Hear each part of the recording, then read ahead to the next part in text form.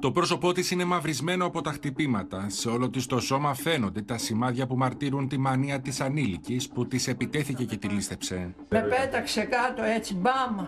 Δηλαδή με έπιασε από εκεί, με πέταξε κάτω. 16 χρονών, 17 είναι αυτή. Και με πάταγε πάνω στο πόδι, εδώ στον αυχένα μου, στο κεφάλι μου εδώ. 1:30 το μεσημέρι η ανήλικη λησταρχίνα εισέβαλε μέσα στο σπίτι της κυρίας Φανής.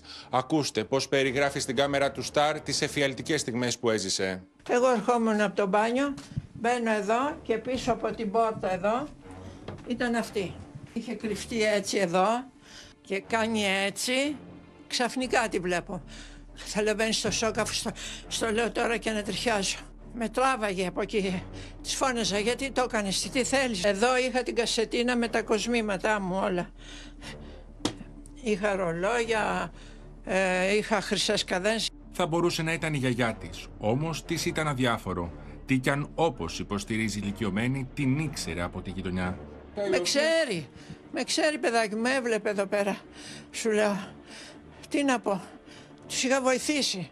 Τους είχα δώσει λεφτά, τους είχα δώσει τρόφιμα. Φοβάμαι, μπορώ να κοιμηθώ. Έχω εφιάλτες. Νομίζω ότι βγαίνει από εκεί το κεφάλι της.